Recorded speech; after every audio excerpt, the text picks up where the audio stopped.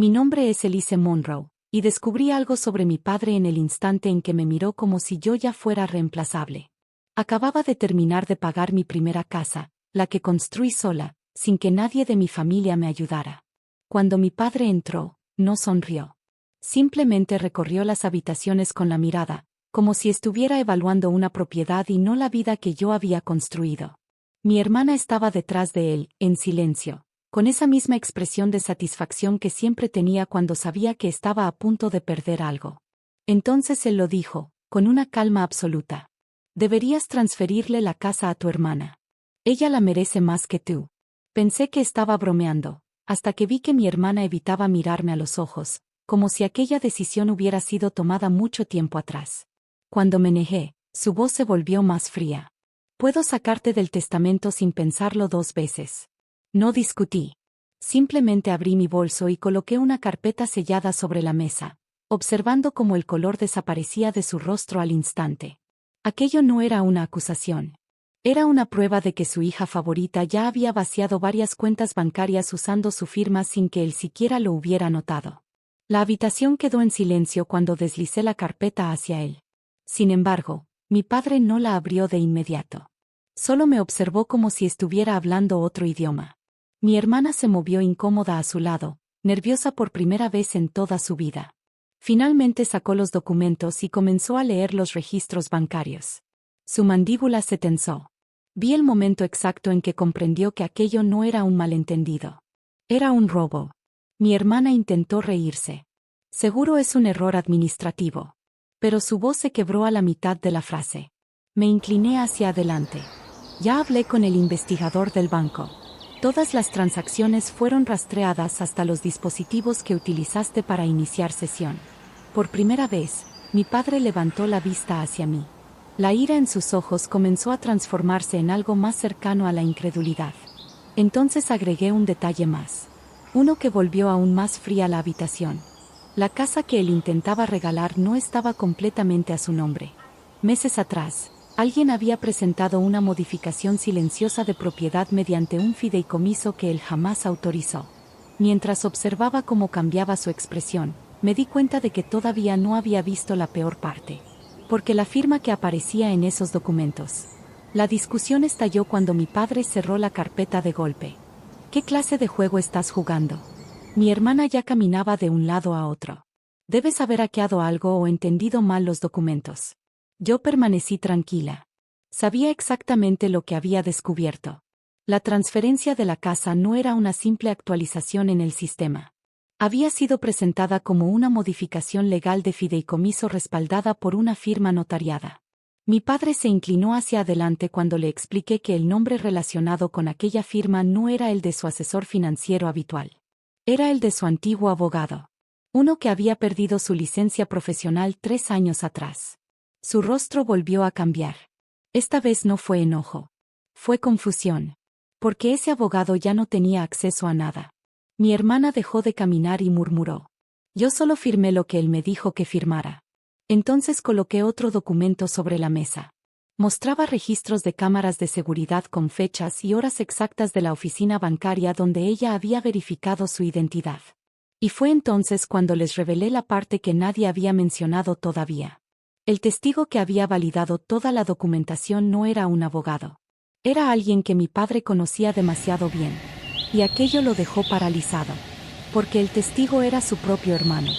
El mismo hermano al que había expulsado de su vida años atrás. En cuanto escuchó su nombre, el ambiente de la habitación cambió por completo. Mi padre dio un paso atrás, como si la mesa lo hubiera quemado. Negaba con la cabeza, incapaz de creerlo. Mi hermana intentó interrumpir otra vez. Pero esta vez él levantó la mano. Y ella guardó silencio. Pude ver las grietas formándose. No solo en su enojo, sino en todo lo que creía saber sobre ella. Entonces deslicé una última hoja sobre la mesa. La que había guardado para ese momento exacto. Mostraba aprobaciones bancarias, confirmaciones por correo electrónico y un rastro de evidencia que conducía directamente a mi hermana como la persona que inició los cambios del fideicomiso. Mi padre la observó. Pero esta vez fue diferente. Como si la estuviera viendo por primera vez, sin excusas, sin favoritismos y sin vendas en los ojos. Y entonces les dije la verdad para la que ninguno de los dos estaba preparado. Porque la casa nunca había sido el verdadero objetivo. Mi hermana había estado moviendo dinero mucho antes de que yo comprara la casa, usando la identidad de mi padre para crear una segunda red de cuentas ocultas. La casa solo era la última pieza que intentó quedarse cuando todo lo demás ya se estaba derrumbando a su alrededor. Ahora esperaba que mi padre decidiera su destino esa misma noche. La habitación no estalló en caos como yo había imaginado. Mi padre permaneció inmóvil, mirando a mi hermana como si la verdad estuviera reescribiéndose frente a sus ojos. Finalmente, ella se quebró. Insistía en que solo había firmado lo que le dijeron que firmara. Pero su voz temblaba. Yo no levanté la voz. Simplemente saqué mi teléfono e hice una llamada al investigador bancario con quien había estado trabajando. En cuestión de minutos, las cuentas compartidas quedaron marcadas y congeladas para revisión, bloqueando cualquier movimiento que ella aún creyera controlar. Mi padre giró lentamente hacia ella cuando la notificación llegó a su teléfono. Y fue en ese momento cuando todo se vino abajo para él. Coloqué el último documento sobre la mesa. El que demostraba que ella ya había intentado transferir la casa a su nombre mediante una cadena de autorizaciones falsificadas. Entonces les dije que había una persona más involucrada. Alguien cuyo nombre decidiría si ella saldría libre o no. Porque el testigo que había certificado toda la documentación no era el hermano de mi padre. Él ya había aceptado declarar en su contra. Y la llamada que confirmaba su testimonio estaba esperando en mi teléfono. Vi a mi hermana dirigirse hacia la puerta. Su mano se quedó inmóvil a pocos centímetros de la manija cuando incliné ligeramente la pantalla para que pudiera ver la llamada entrante. No fue algo dramático. Solo un nombre apareciendo en la pantalla. Pero fue suficiente para alterar su respiración. Mi padre también lo vio. Y por primera vez no me miró con enojo ni confusión. Solo con agotamiento. Como si el suelo bajo sus pies finalmente hubiera dejado de sostenerlo. Contesté la llamada en altavoz. El investigador confirmó que todo había sido rastreado, verificado y documentado. También confirmó que mi hermana ya había activado múltiples alertas de fraude en 3 instituciones financieras diferentes. Mi hermana susurró mi nombre, como si eso pudiera reiniciar la realidad. Pero no ocurrió. Le dije con calma que aquello ya no se trataba de venganza. Se trataba de contener el daño. Mi padre se sentó lentamente, como si sus piernas ya no pudieran soportar el peso de todo lo que había permitido. Entonces agregué lo más importante.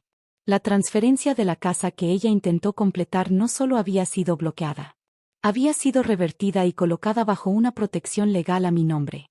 Eso significaba que cualquier nuevo intento activaría automáticamente acciones legales. Y fue entonces cuando lo vi en su rostro. No era miedo a perder dinero.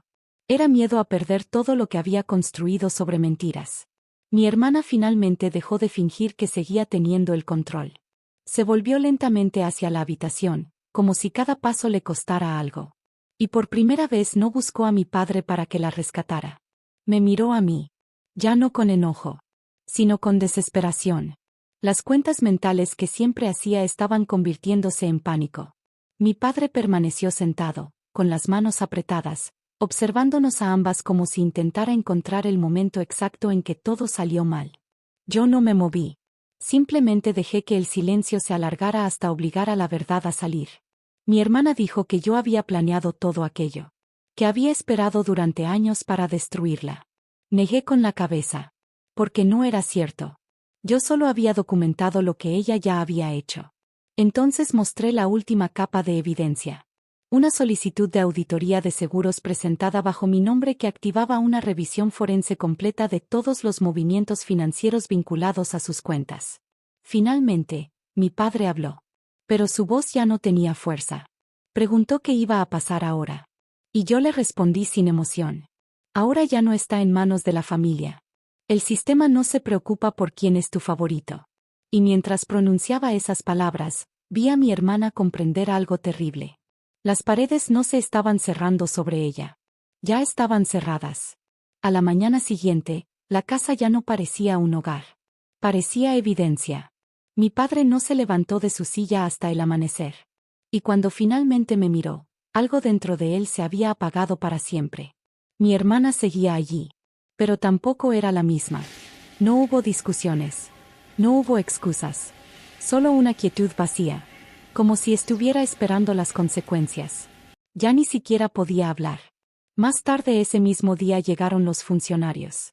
Tranquilos, profesionales, siguiendo cada procedimiento. Confirmaron lo que yo ya sabía. El rastro financiero era suficiente para activar un congelamiento legal total de sus cuentas y una investigación formal por fraude en múltiples instituciones. Esta vez mi padre no la defendió. No podía hacerlo. Cuando le pidieron una declaración, simplemente bajó la mirada. Como si quisiera desaparecer. Yo no me sentí victoriosa. Me sentí distante. Como si hubiera salido de una vida a la que alguna vez pertenecí. Antes de irme, mi padre me hizo una sola pregunta. ¿Por qué no viniste conmigo primero? Lo miré y respondí. Sí lo hice. De todas las maneras que realmente importaban. Pero solo decidiste escuchar cuando ya era demasiado tarde. Después de eso, me di la vuelta y me fui. Sin esperar una respuesta. Dejando atrás todo aquello que ya no me pertenecía.